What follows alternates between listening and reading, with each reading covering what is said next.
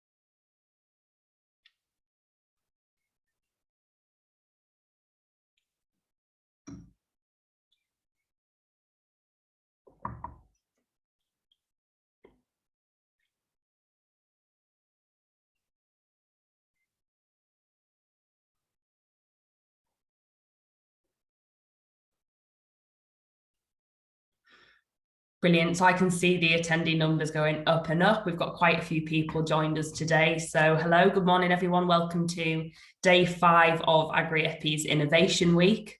We've spent the whole week celebrating and raising awareness of R&D agri-tech projects that Agri-EPI is supporting in one way or another. These projects demonstrate the importance of collaboration across industry, science, academia, the farming community, to enable agri-tech and today aquatech innovation. So my name's Cassie, I am Agri-EPI's Business Development Manager for Livestock and Aquaculture, and I'll be your chair for today's session. So before we get underway with the presentations, there's a few bits of housekeeping rules. So this is a live webinar which is being recorded. Questions will be taken around 11 a.m. at the end of all of the presentations. We'll be online for a total of 1 hour and 15 minutes. And do please interact with us in the chat. So let us know where you're listening from and the organisation that you represent. And questions can be submitted via that chat function throughout the presentation. So this Innovation Week is supported by Leyton, whose expert team work in close partnership with thousands of businesses each year to maximise the financial benefit that they receive from R&D tax credits, grants and other innovation funding schemes. In this session today, we'll be hearing about projects that support the aquaculture industry. And before we do, I'd just like to take a few minutes of your time to introduce you to Agri-EPI and to our newest joint R&D facility, which is the Marine Aquaculture Innovation Centre in partnership with Otter, Ferry, Seafish. So Agri-EPI's goals are to enable technological and digital transformation in agriculture and aquaculture to achieve industry targets, improving food security and environmental sustainability. Via our membership of 180 organisations, we work with stakeholders including government, academia, technology developers, retailers, engineers and farmers to enable agri and aquatech innovation through on-farm trials and demonstrations, project services such as management and coordination, by providing expert technical advice through membership and much more. So I'm just going to take a few minutes to introduce you to our new Marine Aquaculture Innovation Centre before I hand over to our first speaker.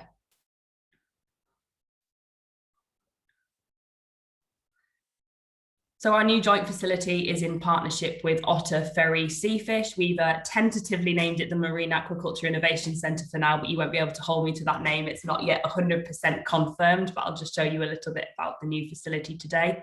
I've had the pleasure earlier this week of travelling all the way up to Teenebrook to visit the facility, and it's still underway, so that's going to be an absolutely fantastic place. So and absolutely beautiful, as you can see here from the presentation. So to the Scottish people that have joined us, I'm sorry, I do keep butchering this word, I think, but based up at Teenebrook on Argyll and Bute on Scotland's west coast. So I've just sort of put a little map dot here so that you can see where we've jointly collaborated to build this facility in partnership with Otter, Ferry, Seafish. So for those of you that are aware and that have already visited Otter, Ferry, this is a picture of their site on the edge of Loch Fyne. So a little bit about Otter, Ferry, Seafish, who are our partners in collaboration. They're a family-run business, started out as a trout farm, became a salmon farm, and are currently breeding and rearing cleaner fish, particularly wrasse and lumpfish, for the salmon industry in Scotland. They're also breeding and rearing halibut for Gia Halibut, which is a partly Otter, Ferry, Seafish owned company, finishing halibut on the island of Gia, also just off of Loch Fyne. So Otter, Ferry, Seafish have already invested significantly in research and development facilities on their own site pertinent to wrasse, lumpfish and halibut, and our new facility will expand that to be able to host other species, including salmon. So a little bit more about that facility. There's a couple of pictures here. As you can see, that's obviously not a finished site. That's not what it's going to look like. The timelines are that it's supposed to be open for commercial and CR&D projects from around September 2021. Again, don't hold me to that. That's the timeline that we're working towards at the moment. It will include 6 large tanks of around 25 metre cubed and 12 smaller tanks of around 2 metre cubed, which is sort of an ideal trial site size for replicates and control studies.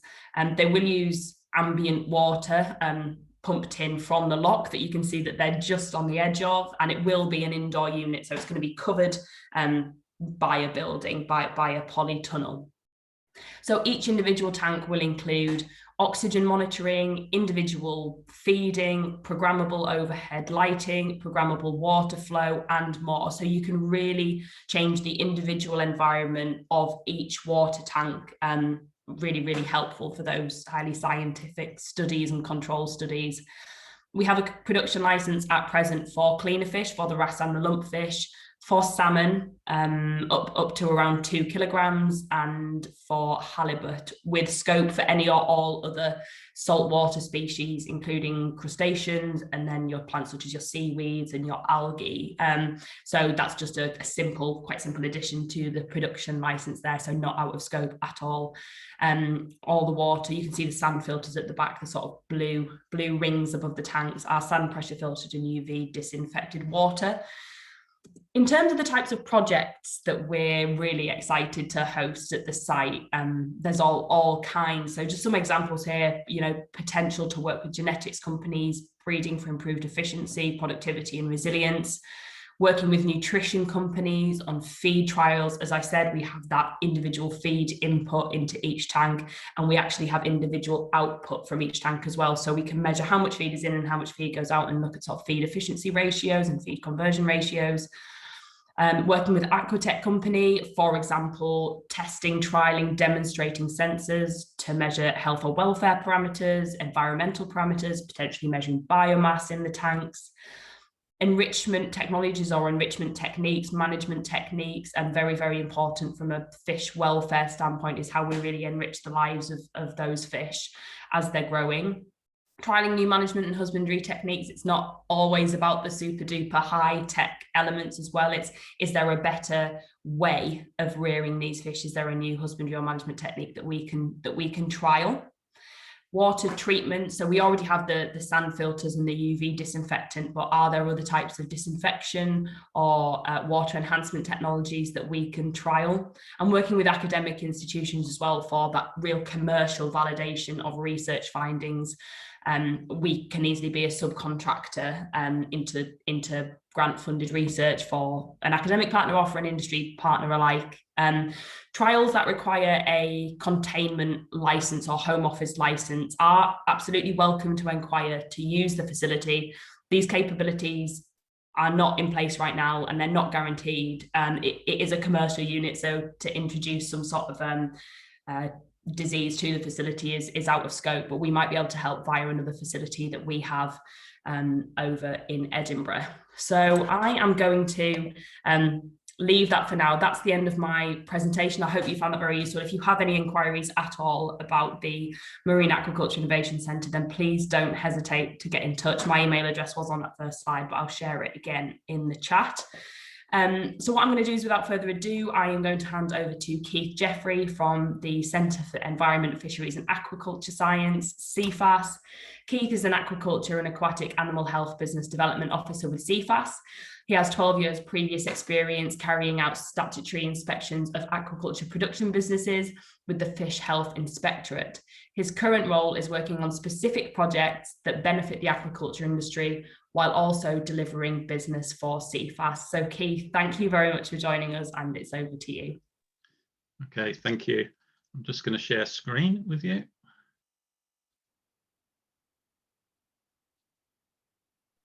Okay. Can everybody see that? Yeah, Keith, we can see that. Brilliant. Off you go. Okay. Is that in full screen, or can you see the panels down the side? We can just see the panels. If you just click full screen, then there you go. We'll be off. There we go. That's perfect. Okay, so thank you. So I'm going to talk to you about the future of sustainable fish production and try and set the scenes for some of the challenges that the sector faces. So an overview, I'm just going to talk about the drivers for increased aquatic food production and why it's important for food security. And the challenges, what I'll try and do is break that down into sort of social, legislative, environmental, economic, technical, health and welfare. Then I'll talk about some of the approaches that we've recently developed at CFAS, and then just a summary of Agri-Tech and the Seafood Innovation Fund. So you can see 4 pictures of finfish farms, very different types of finfish farms there. So drivers for further research and innovation. Population is growing. Back in 2010, our chief scientist did a paper called Food Security, the Challenge of Feeding 9 Billion People. And aquaculture was one of the 5 main solutions for providing that quality food in the future.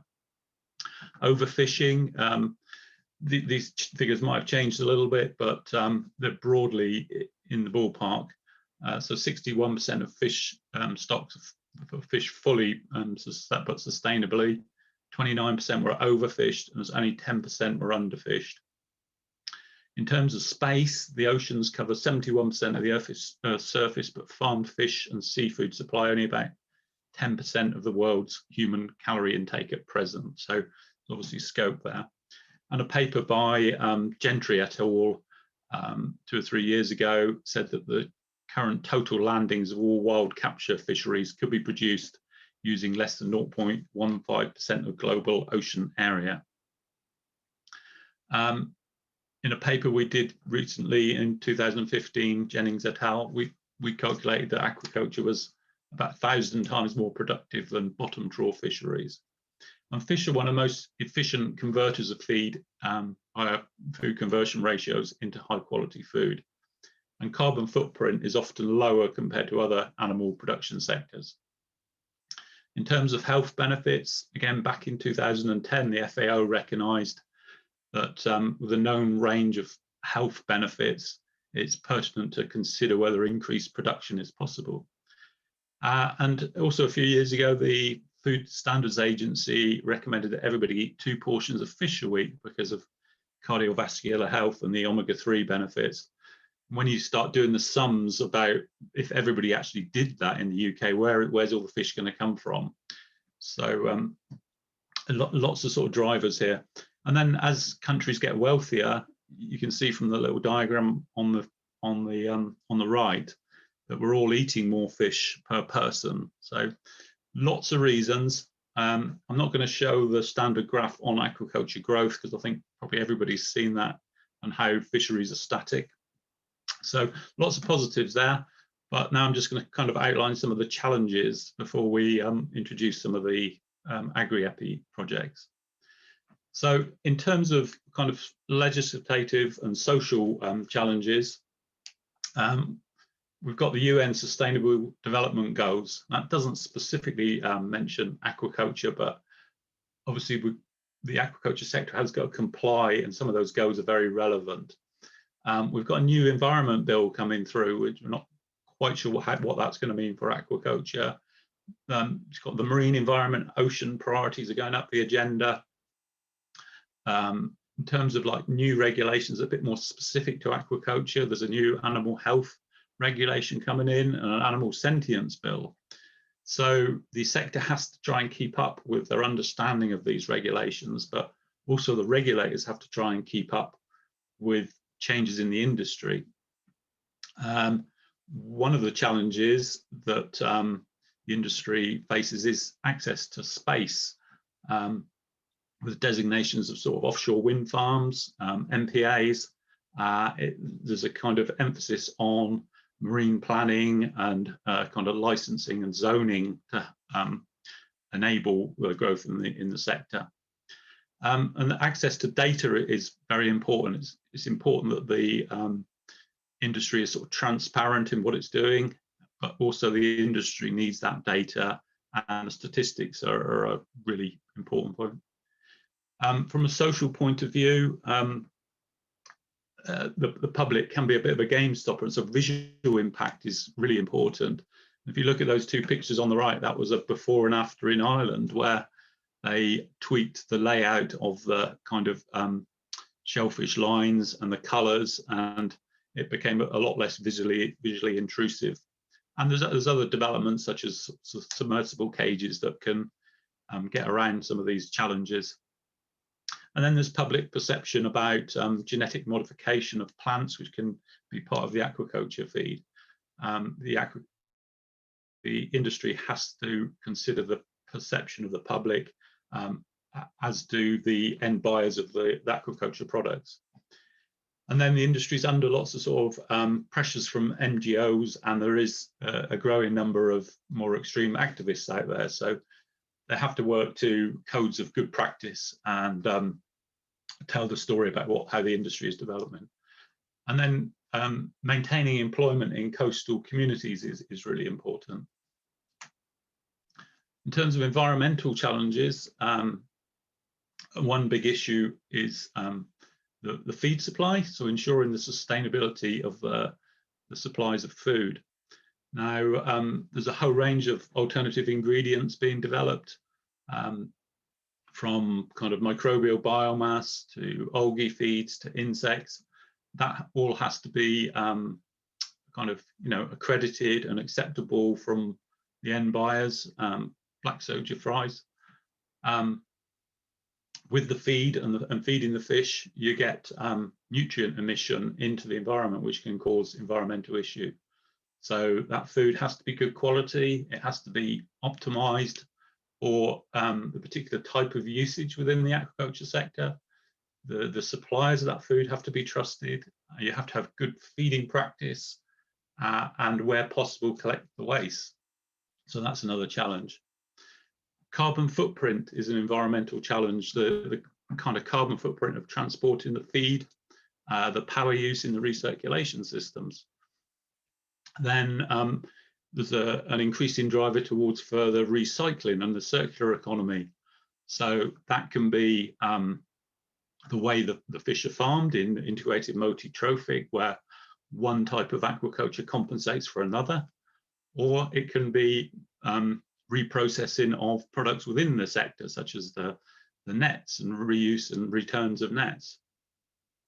Obviously, any loss of habitat is of concern, and one particular area is the sort of environmental impact assessment and habitats risk assessment that the aquaculture sector needs to go through to get permissions to farm, and then also improving sort of habitat within culture systems.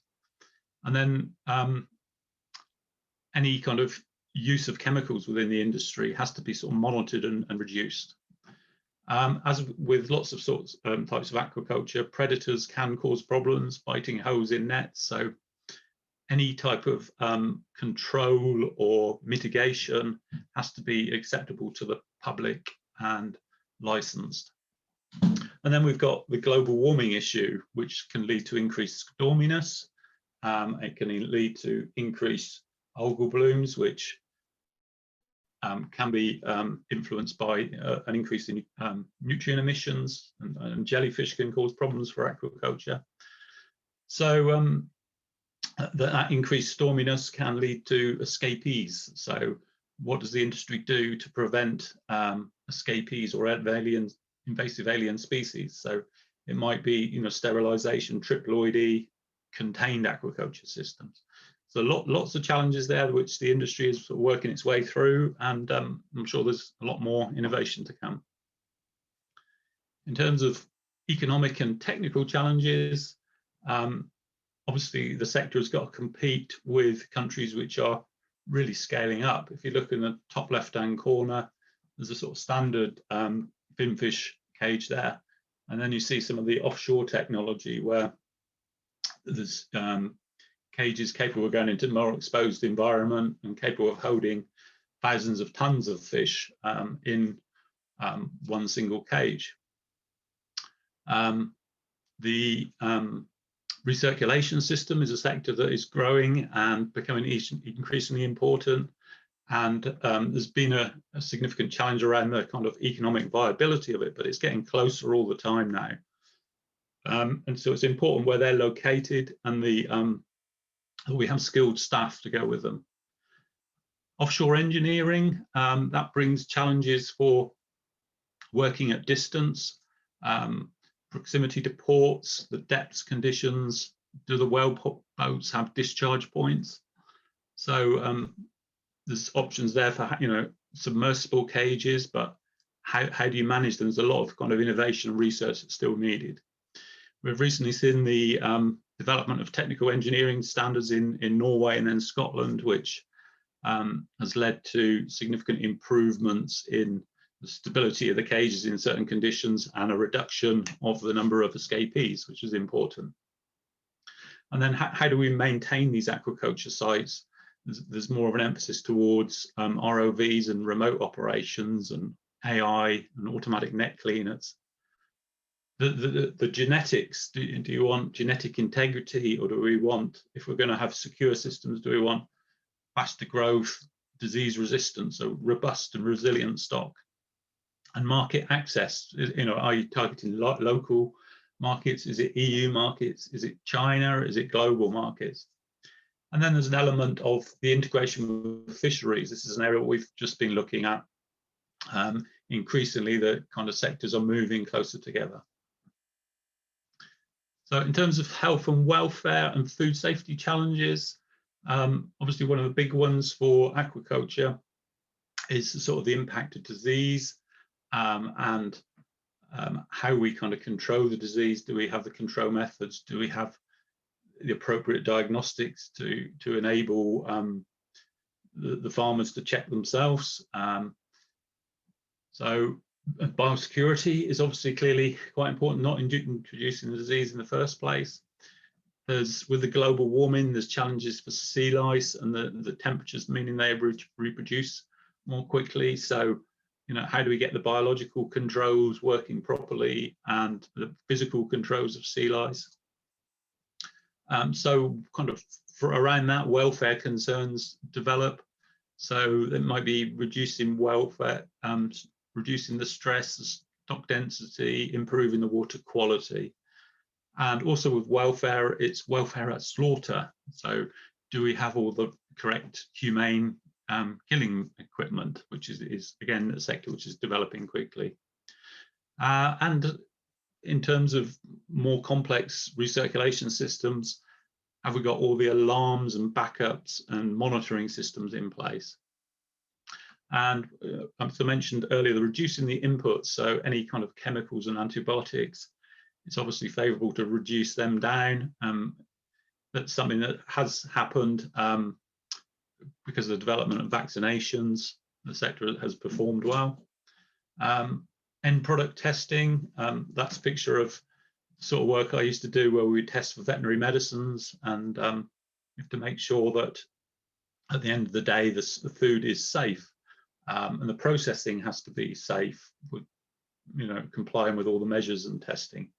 At the end of the day, we want the product to be nutritious, healthy, resilient, and sufficient. So, two papers that CFAS has written on this whole area recently was the one on the right, Aquatic Food Security by Jennings et al. That really said that our aquatic food supply, when we looked at the whole chain and the interactions between fisheries, aquaculture, and food safety, there has to be sufficient food for people in the future. It has to be safe to eat. It has to be sustainable for future generations. shockproof and sound. That was the basis of that paper. And a more recent approach is a kind of what we call the One Health aquaculture approach, which is Stenford et al. In 2020. And there we're saying that we need to develop around these frameworks of the people, all the different elements of the people, the social side, the environment, and the organism and the organism health. So please do have a look at those papers. So just coming back to what this day is about today, DEFRA funded the Seafood Innovation Fund to the tune of £10 million. And that aims to secure the future of the UK seafood by funding projects with a long-term vision for the industry. So projects around sustainability, innovation, productivity, collaboration, management, risk reduction. So there is I've got put the link there. Please go and have a look at the Seafood Innovation Fund and all the range of projects that have been funded so far in the first phase. I think the second phase might be a bit more focused, but there's certainly a nice range of projects there now. And the Agri-EPI Centre, I believe, has been successful at winning some of the bids for these SIF projects. And I'm looking forward to hearing about some of these projects today. So thank you. Okay, that's it. Brilliant, Keith. Thank you very much. And absolutely, yeah, no, Agri-EPI have been successful in securing funding in partnership with collaborators for 2 projects that we're going to hear about later on this morning. So without further ado, I'm going to introduce you to Dr. Matilda Hayward, technical consultant at Leyton, UK, part of a global innovation funding consultancy firm. So Matilda holds a master's and PhD in chemistry and works with innovative businesses across the UK, advising on innovation funding. She's used her technical expertise to help businesses benefit from various innovation incentives, including R&D tax credits, patent box, and grants. So Matilda, thank you very much for joining us and for supporting Innovation Week as well. It's over to you. Thank you, Cassie. So good morning, everyone. I'll just quickly check that you can all see my screen before I get started. Yeah, we can see that, Matilda. Thank you very much. Fantastic, lovely. Yeah, so my name's Matilda. I am one of the technical consultants working in one of the science teams at Leyton. So Leyton are innovation funding specialists. And I'm really, really pleased to be part of the session today discussing aquaculture and sustainable fish production on the last day of the Agri-EPI Centre Innovation Week. So this is a field that I'm exceptionally passionate about. In my previous experience working in research and development in industry, I worked in antimicrobial and anti-fouling coatings. And during that time, I worked very closely on a lot of collaborative projects with the aquaculture industry. And during that time, I was exposed to not only a lot of the challenges that the industry was facing, but also a lot of the very creative and very innovative work that the company was doing to try and tackle those challenges. So there's a lot of very, very exciting research that has been coming out of this sector. So I'll just quickly start by giving a bit of a background about Leyton. So we're a global consultancy firm who specialise in pretty much everything research and development related. We have offices all over the world with quite a high concentration of those focused in Europe and in the UK. And what we've started doing over the past couple of years as we have grown and we've been setting up offices in various different countries is we've been looking to connect our clients that are either embarking on international research projects or are looking to start a collaborative international research project to make sure that we can not only offer advice for companies who are innovating within the UK, but also on a more global scale.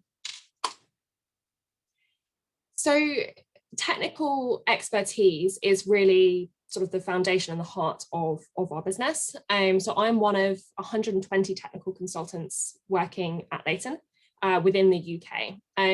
While my particular background is in science and chemistry, my colleagues have a range of different expertise and qualifications in various fields. So spanning engineering, software, and other streams of science as well. What we would typically do would be to work alongside a financial consultant, so someone who has experience or qualifications in tax or accountancy, and then we would help advise companies and work with companies who are conducting R&D. As a technical standpoint, so my role would be discussing with companies all the work that they're doing to help better or improve the sector. And we can then advise them on the various funding options that might be available to them. And we'd assist them in any application processes for any funding options that they wish to pursue, to then both de-risk but also maximise any claims that they wish to submit. So there's a whole range of different funding options in the UK that are applicable to companies who are conducting R&D. R&D tax relief is one of the most common ones that we typically work on. So this is a scheme that's intended to encourage innovation within the UK, and it's to incentivise firms to continue to invest in any ongoing development work. The scheme enables you to claim back a portion of the time and the money that you have already invested in certain R&D development activities. And that benefit comes through either as a reduction in your corporation tax, or it can come through as a payable tax credit. So that's a cash injection into the business. The great thing about the scheme is that it is retrospective. So you can look back over the previous 2 financial periods and claim back a portion of the time and the money that you have already spent. Patent box is a great one if you are commercializing your IP. So if you are earning any profits off any of your patented products, then definitely look into the patent box scheme, because you will be eligible for that. Grants, I'm sure you're all aware, there's a lot of a whole range of different grant funding bodies, such as Innovate UK, but there's lots more that help companies invest. They fund projects that companies are looking to work on in the near future. So that's something to look out for if you are looking to embark upon a research and development project. Look at the various different grant funding options that might be available to you. RDAs, so research and development allowances, are for any companies that are investing in capital expenditure that's linked to a research and development project. So that's things like buildings, equipment, machinery, all of those, if they're linked to a research and development project, while we can't claim those costs under the R&D tax relief scheme, you might be able to claim them under the RDA scheme as well, so something to look out for. One of the things that we have noticed when working with a lot of companies in this field, but also in other sectors as well, is that there's a bit of a misconception that if your projects are grant funded, you're not eligible to claim under different funding initiatives within the UK, and that's not true. So you can claim R&D tax relief for a grant funded project. The way the sort of the mechanics and the breakdown of how it works is a little bit different. So it goes under a slightly different variation of the scheme, but you can still claim R&D tax relief on your projects if you're receiving additional funding for them. So that's, again, just something to look out for, just to make sure that you're not missing out on any funding opportunities that might be available to you and that you are already eligible for. So I mentioned that Leyton, we are innovation funding specialists, and we do work quite closely across a whole range of different sectors, including the agricultural and the aquaculture sector. So there's lots and lots of really, really interesting work emerging from this sector. And I'm very pleased that I've been able to continue having a lot of the discussions within this particular field around the work that companies are doing. So you might have heard a bit about some of these previously from Cassie and Keith, but there's no point to, might as well rehash them again. So disease control is a really, really key point of research and development. It was previously mentioned things like sea lice. So because of the high population densities in farms, because of changes in temperature controls, because typically farm fish might be kept in a slightly different environment to what they'd typically be used to in the wild, there is a propensity for disease and parasites to spread. So companies are looking at developing more sustainable, better options to prevent against disease control. Some of the solutions that are out there already, such as using chemicals to treat sea lice, they're quite harsh and they're not particularly sustainable. So lots of companies are looking to develop better solutions to this. Again, with vaccinations, there's lots of work in developing better vaccinations to better control the spread of disease and parasites. Some vaccination schedules, if they're delivered by hand, they're quite costly, they're very time consuming. So some companies might be looking into, other oral delivery methods or something like that. On the flip side, there's also a lot of work going on in how can we prevent the spread of bacteria in the processing facilities. So again, this is something I've worked on quite heavily in the past, where a lot of the processing facilities for seafood products are wet. So it's a wet processing conditions, which means there is a propensity for growth of bacteria such as Listeria. So the current solution to that is to have factory shutdowns, very, very intensive cleaning regimes. But again, this is costly, it uses harsh chemicals, and it does mean that you do have to shut down the facility. So it's an increase in downtime. So again, that's something that other companies are working on, is looking at developing better solutions, more innovative solutions to tackle that problem, to prevent any costly recalls. So sustainability is a really, really big one. I know it's sort of the heart of today's discussion. I think with the aquaculture sector, a lot of the drive to push for sustainability in this sector does come internally, so from companies themselves that accept the responsibility and wish to improve the sustainability of the sector as a whole. So companies are investing in developing less invasive techniques, minimizing the adverse impact on biodiversity or ecosystems, reducing destruction of the seabeds.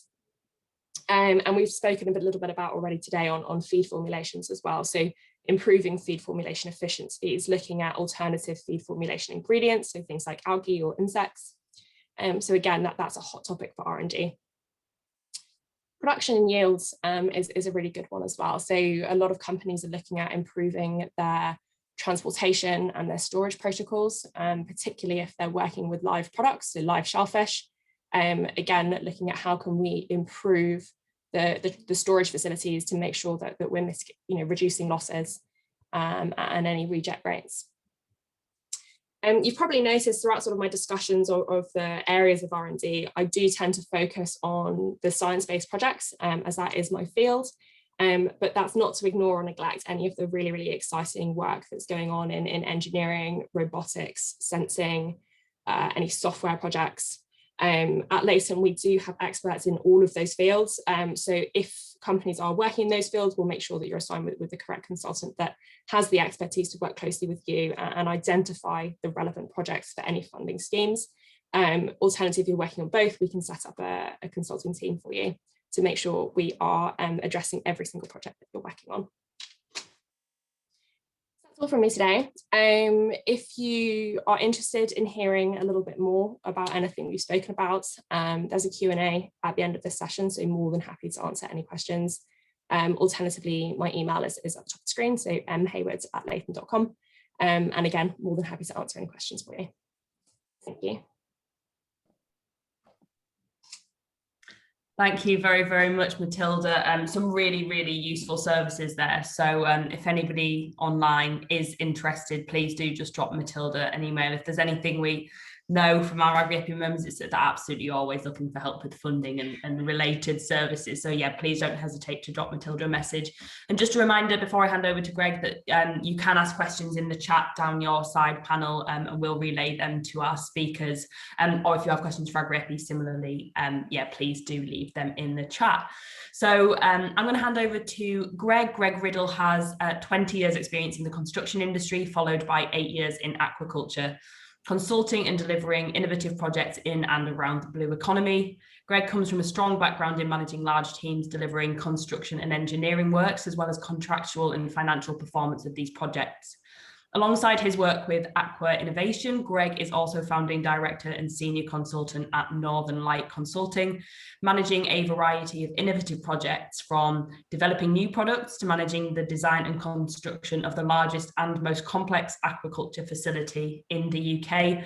Today, we're going to hear more from Greg about the CCAP project, which Agri-EPI are absolutely delighted to be involved in. So Greg, I will leave over to you. We can see your screen. Thank you, Kathy, for the introduction. I think I might have shared my screen a little bit too early. I'd also like to thank Keith and Matilda for setting me up nicely here to present a solution to a lot of the challenges the industry faces. So yeah, to introduce myself, Cassie's done that very well. I am wearing two hats today. I am the Director of Aqua Innovation, delivering innovative solutions to give fish farmers the best environment to grow their fish and to enable the industry to grow in a sustainable manner. I'm also founder of Northern Light, who are project managing the SeaCAP R&D project. And we are a multidisciplinary consultancy operating principally in the blue economy, delivering projects, strategy and innovation. The rest of the team, we have Roger Taylor, who is the founder and the lead designer of Aqua Innovation. He's the one who has the bright ideas. Roger has a background in marine engineering and over 40 years experience in the design and manufacturing of solutions for the marine and aquaculture industries. He designed and built the first CCAP feed barges in the 1990s, which have been widely adopted across the industry. And we also have Sarah Riddle, who is our commercial and aquaculture lead. She's the one who has the task of convincing everyone, including funders, that Roger's bright ideas will work. Sarah brings over 20 years experience in senior commercial, sales and operational roles with leading aquaculture companies. So to introduce Aqua Innovation as a business, formed in 2019, we have three kind of key strands of innovative product lines at the moment. We have our waste capture system, which is an environmental solution to prevent seabed contamination below aquaculture farming pens by capturing and recovering waste material. We have the CCAP contained aquaculture pen, which we'll be hearing a lot more about over the next 10 minutes or so. And we also have a new suction mooring design for the aquaculture industry, which is cheaper, faster to install, and reduces the seabed footprint of the mooring grid and the seabed lease area by 90%. And I'm pleased to say our first trial mooring was installed yesterday for testing next week. So the waste capture system, I'll just talk about very briefly because it has certain applications and relevance to the CCAP project. Captures and recovers waste material from below aquaculture pens. So basically the waste, feed and feces, preventing seabed contamination and improving sustainability of the industry. It consists of a frame suspended below the pen, which supports a technical fabric bag and a waste collection sump at the bottom. The waste that collects in the sump is pumped gently to the surface by a peristaltic pump, and the system is separate to the net and hangs below, so not reducing capacity or space available to the fish, and it moves in harmony with the net. At the end of a production cycle, the entire system can be raised, removed and disinfected, and it's applicable to both circular and square cages in the marine environment. It will also have particular benefits for freshwater locks, where water exchange and biological loading is limited. So progress to date, this is a Seafood Innovation Fund grant funded project, full R&D project, which was awarded early in 2020. The first prototype trial has been carried out at a site in the northwest of Scotland and successfully captured and recovered waste, which was dewatered using a simple filter back system to achieve a sludge with 32% dry solids. We are currently working on quantifying the amount of waste captured, and we have done some analysis on that waste. It is suitable for application back to land and as a fertilizer or soil improver. We're now looking into further treatment and processing of the waste to investigate other circular economy opportunities for recycling, reuse, including potentially biofuel. We have a second prototype undergoing sea trials on another site, which will be stocked with fish in June, and a third prototype to be deployed in July. And this shares benefits with the actual CCAP in that it captures the waste from the salmon pens. The environmental impact is potentially huge, as the industry can minimise the waste hitting the seabed, which could allow an increase in biomass consents or lead to sites which were previously unviable being developed, as the industry seeks to double production capacity to 2030. So moving on to the CCAP, which is the main focus of today's presentation. Our innovation is a closed contained marine fish farm pen, which allows control of the water quality and internal environment, excludes biological hazards, and prevents pollution of the seabed. The key innovation is the design of the floating pen and the unique precast concrete modular construction, which allows for a scalable and cost-effective mass production. This provides a robust platform which can be customized to suit the needs of different species, locations, environmental conditions, and individual fish farmers' preferences. The construction of the CCAP is essentially an in-situ concrete base with precast concrete segments being put together to construct the outer rings. It has a steel central column and control room and welfare facilities, a unique tension mooring system. The construction of the CCAP will be undertaken initially in a dry dock, and once you have 2 or 3 rings complete, it can be floated out for completion with only 4.5 meters draft, which obviously, when you fill it with water, will increase as it sinks below, leaving 2 to 3 meters of freeboard once it's filled. Approximate dimensions: the internal diameter is 24 meters and the internal water depth is 18 meters, which gives a production capacity of 6,000 cubic meters of water inside. The water is extracted from 20 meters depth, filtered and sterilized by UV treatment, and the water is exchanged every 30 minutes to maintain good quality. Effluent from the CCAP, so basically the water contains suspended solids, which is the fish feces and any waste feed, will be filtered before discharged, and the CCAP has a production capacity at this size of 1,200 tons of fish over a 12 to 15 month cycle. So our objective with the CCAP is to provide the optimum environment for the fish with control of water quality, exclusion of external biological factors which can impact on health, and preventing pollution. The main benefits are removing seabed contamination. The seabed footprint required for the CCAP and the mooring system is significantly reduced compared to traditional open cage farming. And this technology could allow production from licensed sites that are not currently utilised. The fish are not exposed to sea lice, algae blooms or jellyfish because we're taking the water from that critical sub 20 meters depth. We're reducing handling and we're reducing loss of growth by minimising the need for treatments. We're eliminating the risk of jellyfish, predation by seals or fish escapes. You have the ability to visually monitor your fish throughout the water column from the central steel column, and the system can be dewatered and cleaned at the end of each cycle. We're basically, for the operators as well, we're creating a controlled working environment which brings significant health and safety benefits. The waste, as I've said, is captured and can be used in other industries via circular economy opportunities to recycle and reuse. So we are very grateful for the support of the Seafood Innovation Fund delivered by CFAS to get this project off the ground. The objectives of the CFAS SIF programme are to improve productivity. Economic benefits of this innovation will be increased productivity, reduce costs and reduce losses as the fish are grown in a controlled environment, and also to improve sustainability. So strategically, this innovation will support the objectives of the industry, regulators and the Scottish Government and development agencies. The Aquaculture 2030 strategy identifies key actions required to double the economic contribution of the industry from 1.8 billion in 2016 to 3.6 billion in 2030.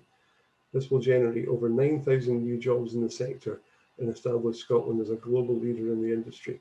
The industry can only do that if it can grow sustainably, and a change in the approach to increasing production is necessary if these targets are to be achieved. So moving on to our project partners, Aqua Innovation obviously are the lead partner of this particular project with the initial concept. QED Naval Limited are responsible for the naval architecture and hydrodynamics. We have Lloyd Register on board, undertaking validation of the design in a subsequent stage of the project. We have Sterner Aquatic, designing the water quality and life support systems. Sterner are well known in the Scottish industry for supplying this sort of thing already, and have some innovative ideas around how we can reduce energy consumption.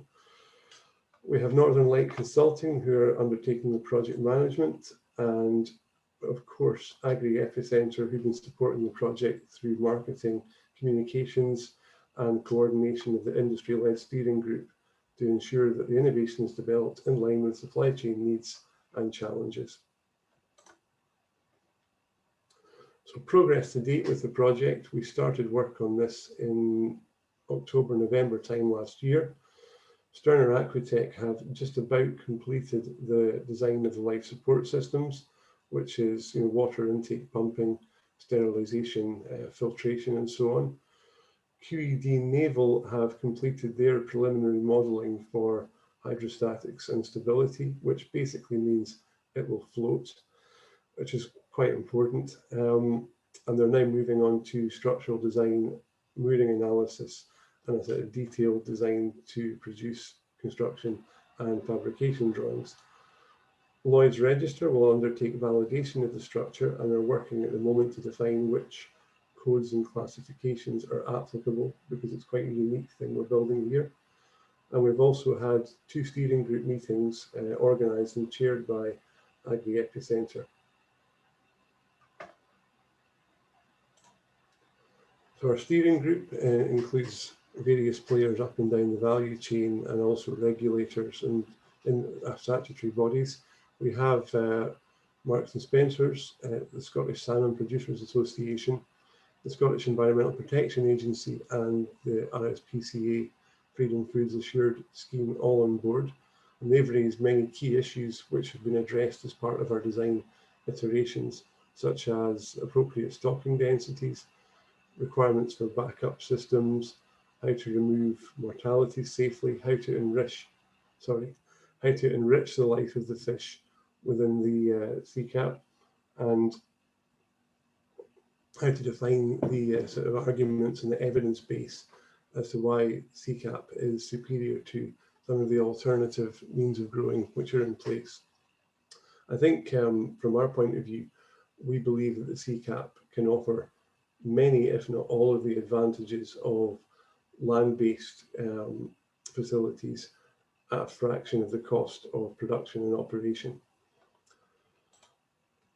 Following this project, once we've got our detailed design complete and validated, we've got robust cost estimates in place, we'll be aiming to do a prototype deployment actually in the water. In order to do this, we need to secure a farming partner to provide a site to operate the CCAP over the trial deployment, and to provide match funding, probably around 30% of the overall cost. With a farming partner secured, we'll be looking to put a bid into a larger fund, which will actually support the prototype development. And we hope to deploy a prototype late 2022 with outputs in 2023-24. So that is, I think, the potted history, and thank you very much for listening. Over to you, Cassie. Brilliant, Greg. Thank you very much for the presentation. And yeah, like you said, this is a project that Agri-EPI continue to be involved in, and really looking forward to seeing those outputs. So we're going to hand over to our last speaker, Rebecca Lewis, the New Business Proposals Manager at Agri-EPI. Rebecca has a background in consulting in the international agri-food supply chain, spanning all sectors, with a particular focus on dairy, livestock and horticulture. So prior to this, she has worked in dairy farming and has a degree in agriculture. Rebecca has a broad understanding of agriculture and food supply chains, and looks forward to helping bring partners together to create innovative projects that will affect positive change, deliver value for farmers, consumers, and the supply chain. So Rebecca, it's over to you. Thank you, Cassie. And yeah, thanks for the opportunity to showcase this project. So I want to talk about our project, which is using hyperspectral imaging to detect Listeria in salmon. My role in this project was really, as Cassie said, I work in our business development team as new business and proposals manager. So I support our CR&D pipeline, and I get involved in sort of project and consortium building, proposal development, and sort of that end of the projects really. So in this case, with this project, it was a real collaborative effort. And while I talk about the project, I'll also kind of bring in some of, I suppose, the key points from a project build perspective as well. So the project team, we've got a really great team on this project. Agri-EPI are leading the project. Our role is to do kind of the project management, some of the industry engagement, and sort of dissemination activities. And we're also supplying the hyperspectral camera that's required for the work. So it's quite a specific camera that was needed in the shortwave infrared range. And this might be something that Agri-EPI can help other businesses with. We have quite a lot of different R&D equipment, sensors, and so on. So if there's a specific item or a specific sensor or some piece of equipment that's needed for your R&D, it might be something that we have available in our inventory to help with. We also have the University of Strathclyde and their hyperspectral imaging expertise in particular, driving that part of the project forward, along with the University of Stirling's Institute of Aquaculture, again providing sort of lots of sector credibility and leading the microbiology within the project. Iris Technologies are a company that are involved in photonics and spectroscopy applications across the food industry as well as other sectors. And then we have Young Seafood, who are providing the actual the fish, the salmon that we're going to be using in the project, that we are using in the project, as well as allowing us access into their sites to do some demonstration later on. We've also got support from Cook Aquaculture and Food Standards Scotland, who are on our steering group, and M&S have also supported the project right from really the sort of inception and sort of project design and build phase. And they're also on our steering group and providing a lot of sort of industry support and advice, really. So I'll give you a bit of an overview into the project and kind of what we're hoping to achieve. So this is just a short extract from some of the summary information in the proposal. I'm not going to read it, but really the project is addressing primarily food safety, which both Keith and Matilda sort of elaborated on in their presentations. But it also addresses commercial and reputational risk, which is key for both companies involved in aquaculture as well as the broader industry itself. It also addresses waste, food waste, and cost and efficiency in the supply chain. So the sort of scope and objectives of the project from that point of view is quite broad. Why are we looking at Listeria? Although it sort of relatively rarely causes illness and cases in people, when it does, it has quite high mortality, and it's a significant issue for the food industry to address. And as Matilda said, particularly when you have the sorts of processing environments that are required within seafood. So the current methods for detecting Listeria are destructive, they're costly, and they're time consuming, which can lead to product recalls, which are not only expensive, but also, as I said, lead to that reputational risk and reputational damage. And because the product moves through the supply chain so quickly, by the time Listeria has been identified, the product might be sat on the shelf of a retailer somewhere, or even in somebody's fridge at home. So hyperspectral imaging has the potential to provide a real-time detection, which will then reduce that lag that can lead to those recalls and that higher risk down the supply chain, but also can help to inform decision making in a much more timely manner. So, for example, product that's at risk could be redirected to a different process, such as a cooked product in the supply chain potentially.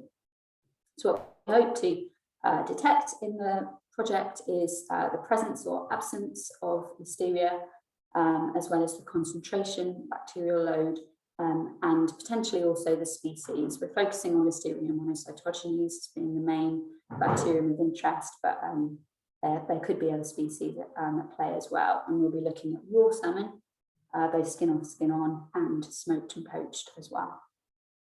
So hyperspectral imaging as a technology has been used quite widely in food and agriculture in various applications, usually in the near infrared range, for things like nutrition analysis, moisture content and dry matter analysis, foreign body detection, and more recently as well for things like meat quality, detecting ripeness and bruising in fruit, and even looking at the sort of moisture content and kind of doneness of cakes in the bakery sector, so looking for soggy bottoms. It could also be used in things like provenance and traceability, prevention of food fraud, for example, in the detection of the smokiness of Scottish whisky, which might be close to some of your hearts. But as far as we know, there haven't been hyperspectral imaging used so far for microbiological contamination detection. So this is a novel application that we're looking at. In terms of the project itself, it is part of a longer term vision. So there was a feasibility study completed a few years ago by Strathclyde and Stirling. This proved the concept and confirmed that hyperspectral imaging can be used, and it also helped to identify the specific spectral range that we need to look at. So this is sort of, I suppose, where Agri-EPI came in with our shortwave infrared camera, which operates in the 1,000 to 2,500 nanometer spectral band, so a slightly longer wavelength than the typical near infrared that's normally used in the food industry. So that brings us then to the current project, which is funded by CFAS, for which we're very grateful, and that sort of builds on that initial feasibility work with both research and development, importantly, built into the project. So there'll be an experimental phase and then a technology transfer phase. So throughout the project, we're really working towards post-project exploitation and commercialization of the technology. So we're quite focused throughout the project in the way in which we've designed the project to target industry uptake, which I know is important to CFAS as the funders, and it's important to all of us within the consortium that that we do get this innovation out into the industry. So another thing that's been really important and really leads to that post-project commercialization is having support from right across the value chain. So all of the organisations that you see there have supported the project in various ways, either directly being project participants or through joining our steering group, or through providing kind of letters of support while we were building the application. So it covers the industry and supply chain itself, with aquaculture and processing and retailing represented.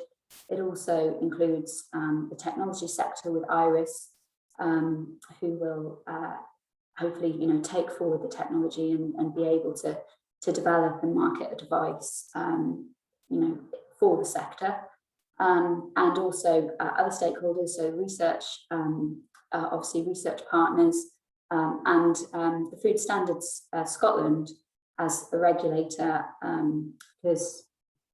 because we are looking at food safety, we thought it would be really important to bring them in to advise us on application. So the project itself, I've just kind of broken it down there into a bit of an overview. We've split it into these two phases, the experimental phase and then the technology transfer phase. As I said, we wanted to include both research and development so that we could target uptake of the technology. So initially there's microbiological work to be done. So traditional cultures basically of the Listeria with kind of clean and contaminated salmon will be cultured in those different forms, both the raw and the processed that I mentioned earlier.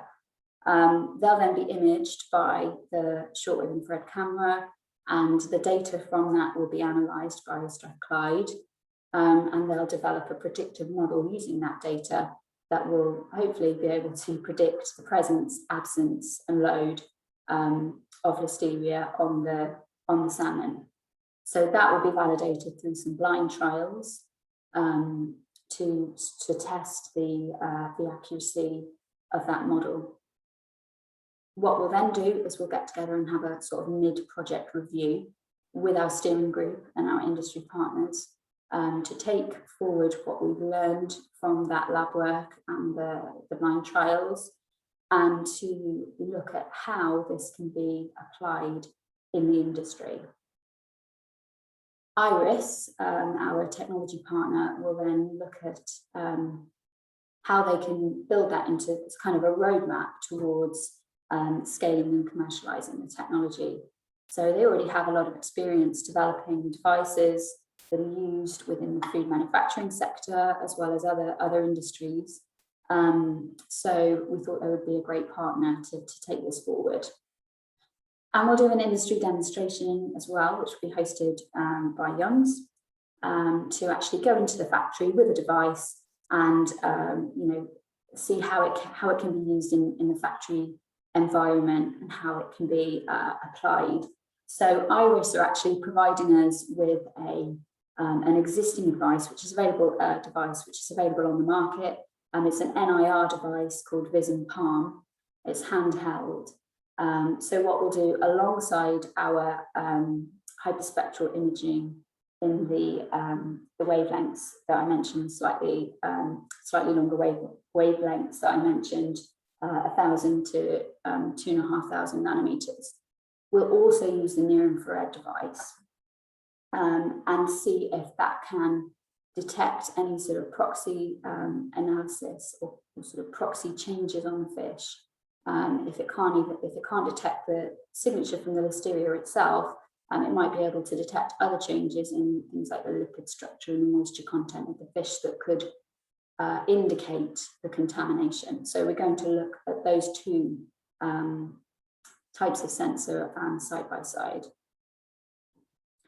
So that's our overview of the project. We have had some delays, unfortunately, due to COVID, in securing lab supplies. So there were some early delays to getting the microbiology work off the ground, but I think that's now been overcome, and the project is very much underway.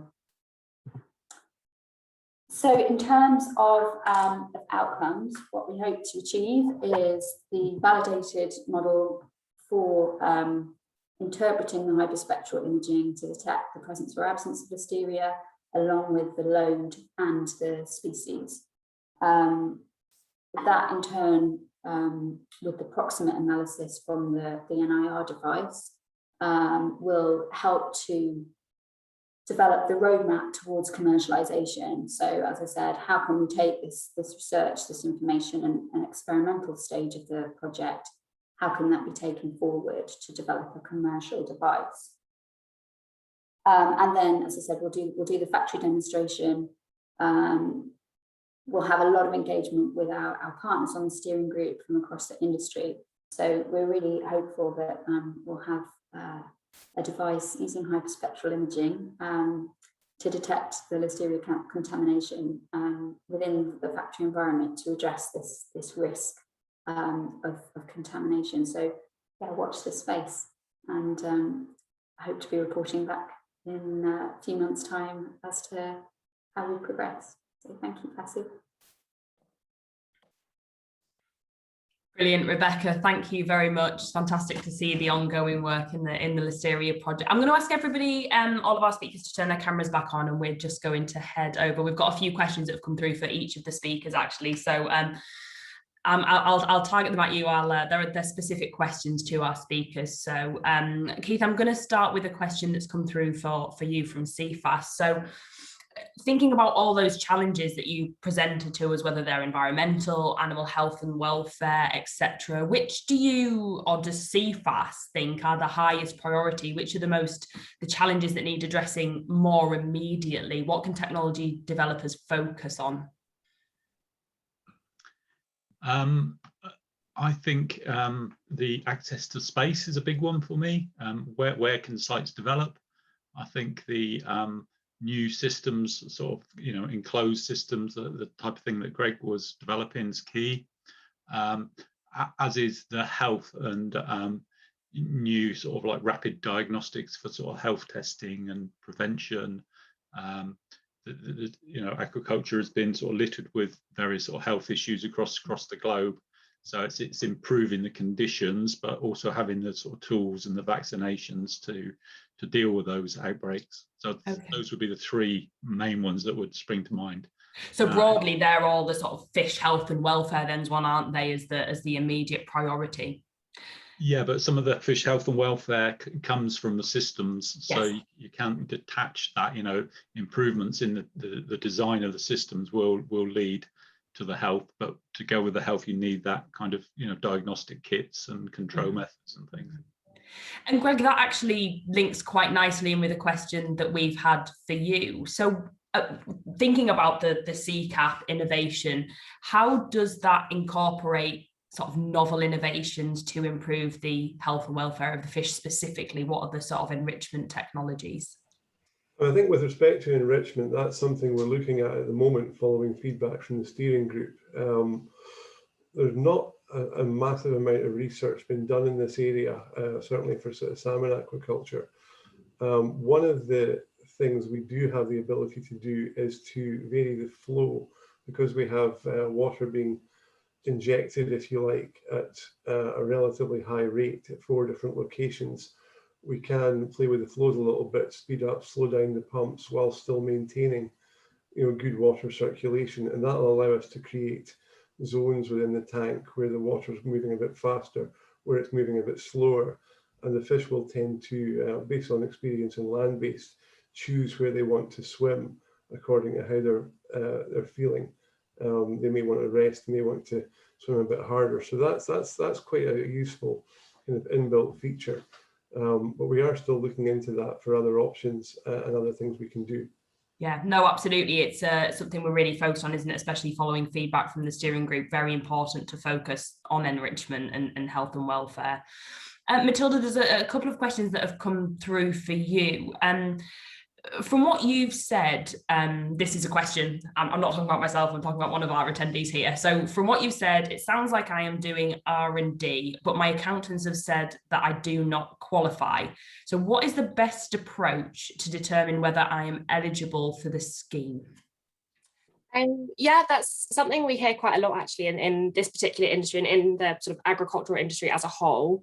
I don't want to sort of plug Leyton too much, it's not a sales pitch, but just talk to a specialist in that particular field. I think most consultancy firms would offer sort of a free consultation at the start to discuss whether or not you would be eligible in the first place. That's probably a really good sort of starting point to start with. We just have a discussion with someone that does specialise from both a technical standpoint, but also knows the legislation around what does and doesn't qualify in and out. Sure. So it's a case of just ask, isn't it? I mean, it doesn't hurt to ask. Exactly. And yeah. And so in the latest budget announcement, the government have launched an R&D consultation. Are Leyton involved in this? And what does this mean for R&D tax relief?